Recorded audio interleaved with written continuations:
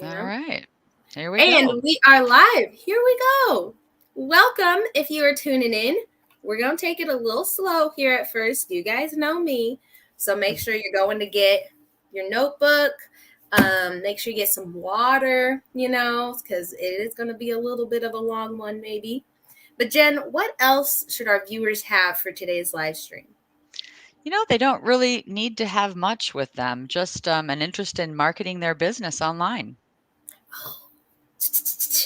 I love that.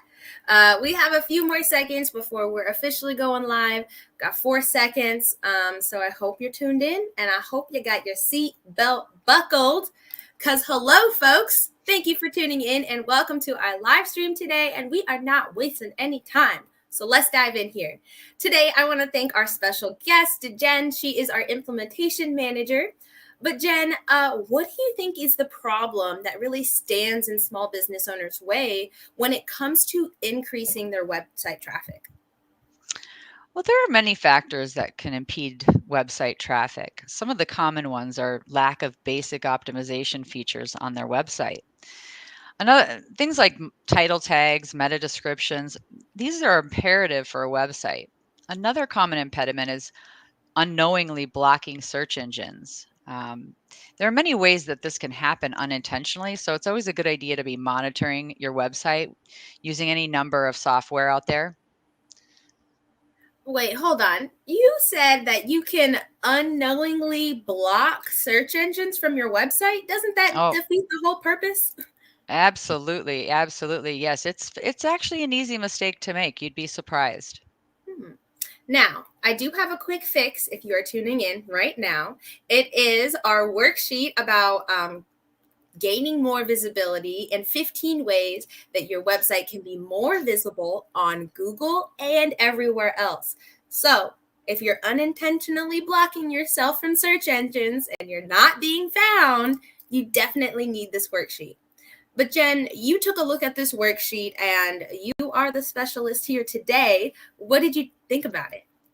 I think actually those are all great ways to keep your listing visible and high on the page. Absolutely. Now, if somebody's tuning in right now and we have them hooked, they're like, okay, I know I need to do this whole online thing. I'm not getting the conversions that I want. What are some 3 tips that you would ask them to keep in mind when it comes to website traffic? I'd say keeping the content fresh and relevant on your website, especially for blog posts, is really important. I'd also say that monitoring your site to making sure there's no errors and that you have no 404 errors showing up, and that you're not blocking any search engines from visiting your site. And then the last one I think is I would say you'd want to put the largest effort into converting your traffic. As mentioned, traffic to your website only matters if you're getting something from it. So if you're Mhm. sending a bunch of traffic there and you're not converting that traffic, it's really useless to you. And you know what? It is useless. All right. The one thing that you did talk about is the content. And I know you've probably heard this before that content is king, but that doesn't matter so much anymore. It's all about relevant content. But Mhm. tell me more about content and how does that, I don't know, correlate with website traffic? Well, I think it's very important. Part of bringing in traffic, I'd say that before you commit to including a blog on your website, the most important thing is that you understand how critical it is to maintain a flow of fresh content in order to increase your traffic to your website. So, outdated articles ensure search engines will run the other direction and will take your traffic with them. It makes sense, really. I mean, Google's interested in bringing its searchers to updated and recent relevant content, right?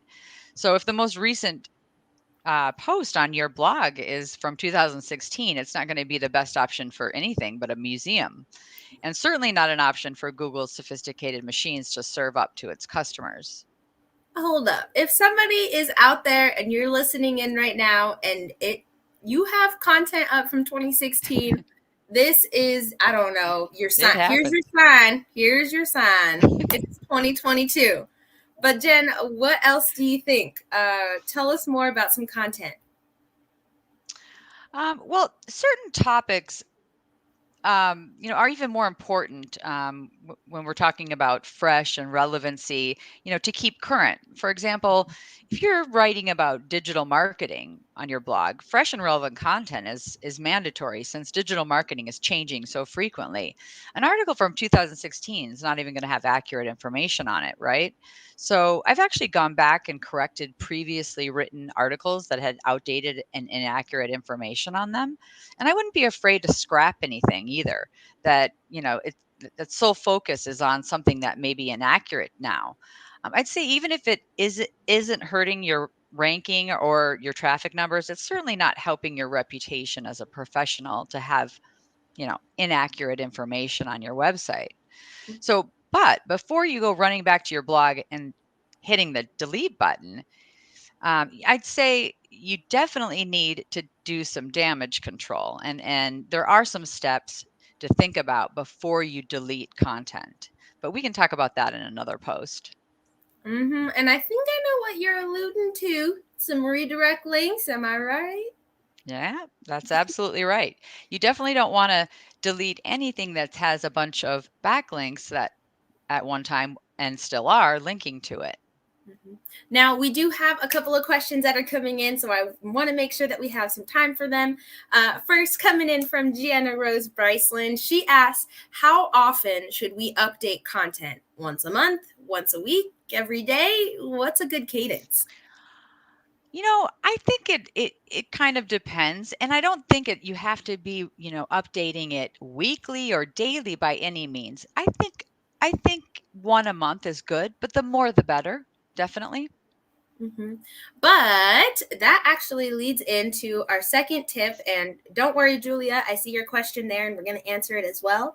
But let's talk about this second tip here because I think it's relevant. It's about quality versus quantity. And I know what we're talking about traffic here, but that also kind of plays into blog topics, does it not? Yeah, absolutely. For As you mentioned, for website traffic, you definitely want to focus on quality and not quantity. Pay attention to the type of traffic you're capturing and not as much about the amount of it. So, generally speaking, driving traffic to a website or even ranking high in the SERPs for your related keywords, while it is really exciting, is not really the acme of marketing success. Driving traffic to a website is a relatively easy task, especially if you pay for it, right? Mm-hmm. So, the most crucial and probably the most difficult part of this process is getting them to take action on your website. A lot of effort should really go into that last step.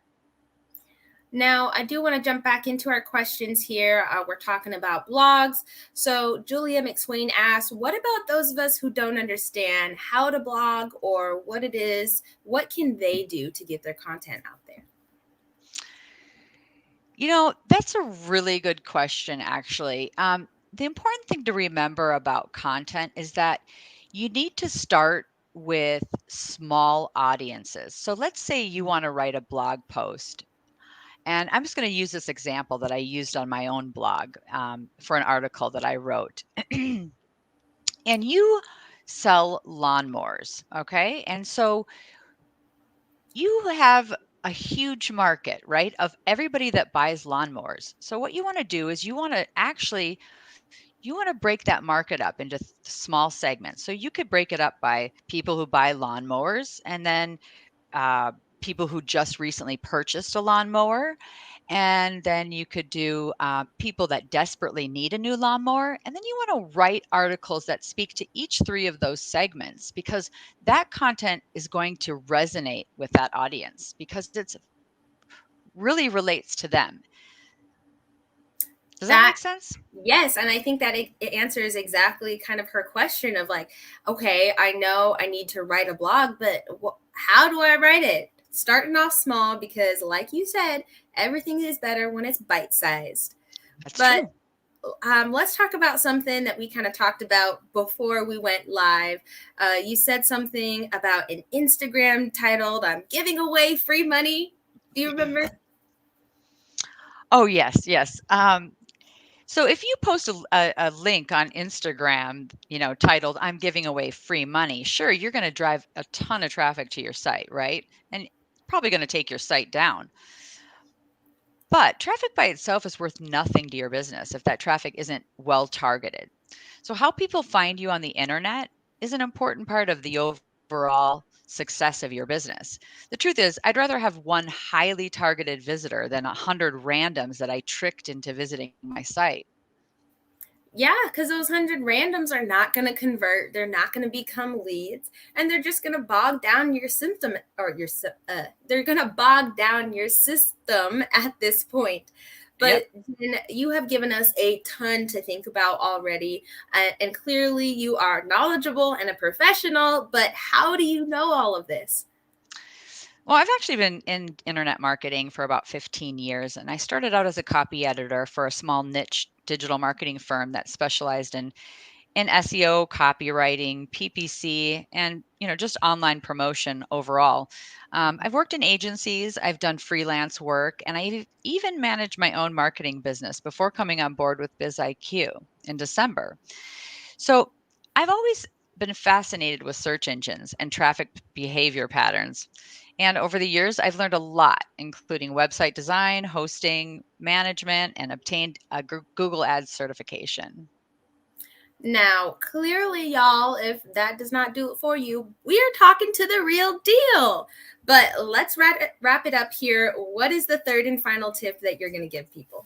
All right, the last one. So you'd want to put the largest effort into converting your traffic. As mentioned, traffic to your website really only matters if you're getting something from it, right? So, the main goal of nearly every site on the internet is to promote something. And in order to do that, our presentation must be compelling enough to initiate action from our visiting traffic. And that is really hard to do.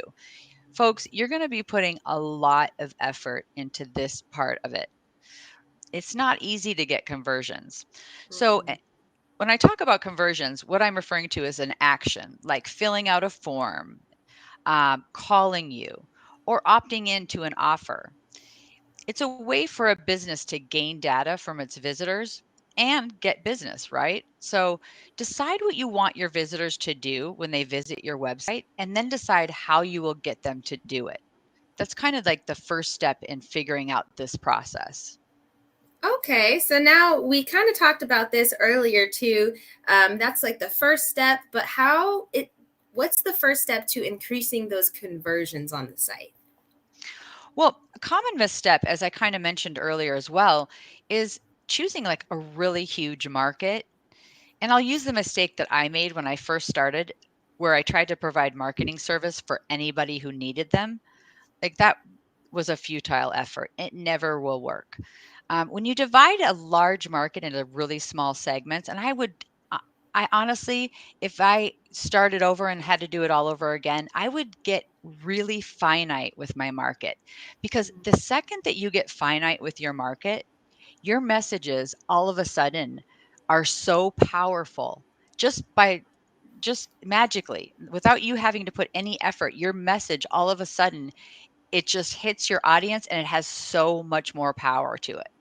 So definitely want to divide a large market into small segments before you start tackling it. And you also, if you are struggling to get traction with your marketing, try going after um, again, the smaller segments of your market that will help boost your traffic and interest in your business.